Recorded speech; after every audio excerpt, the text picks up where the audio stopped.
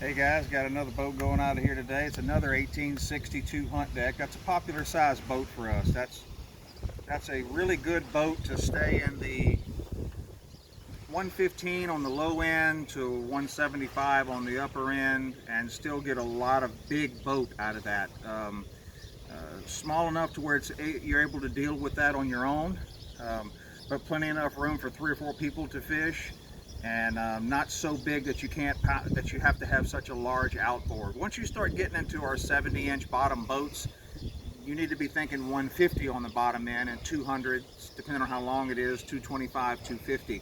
But an 1862 Huntdeck with a 140, 150 on the back will run in the upper 40s close to 50 miles an hour and perform like you want it to.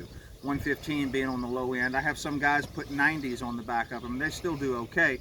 But you know, you got to give that motor all it's got to get it to do 35 miles an hour. So that's a good rule of thumb for you guys looking for the size of boat that you want. But this is by far one of our more popular GT models in a center console, the 1862. I absolutely love it. It's a great boat, plenty of room. This guy got a real simple layout in this boat. He's got open catwalks on both sides. He can store stuff underneath them, rod racks he can put on the open hull braces there if he wants to, push pole, stabilizer kit rods. He's got a stabilizer kit in this boat. Just very functional. You can shove stuff underneath the catwalks as well, out of the floor.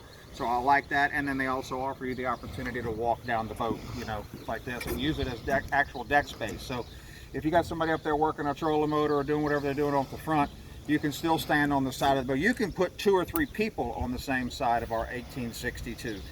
You can really do that in our 1854. Our boats are extremely stable. This is not a lightweight production model hull, right? So it's heavy enough on the other side to outweigh me and a couple of people on this side and keep that boat from feeling like, you know, you're in a production model boat where your buddy steps on the back deck and you go swimming off the front deck. That doesn't happen in a Gator Trax boat. So that's another reason that you don't have to go so wide in these hulls. I have a lot of guys tell me, I want the biggest, widest boat y'all make. No, you don't.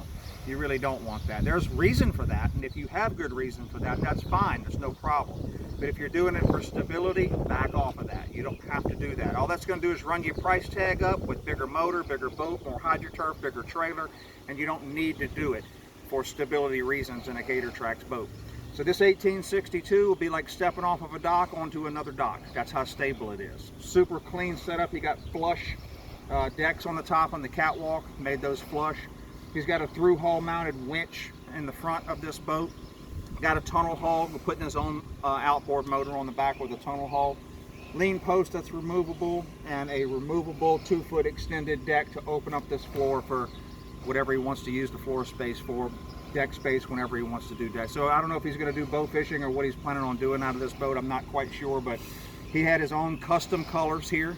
He supplied us with 3 colors that he wanted his gator skin made out of. Then it's got a lot of tans and caramel colors in it. We clear coated over the top of it and it came out beautiful. But more importantly, it's exactly what he wanted. He picked his custom colors and we did the gator skin paint for him. So another example of just a fine, well thought out, simple yet very functional boat that was custom fit to his specs the way that he wanted it. Kudos on that one. Very nice rig. Wanted you guys to check it out before it left. Thanks.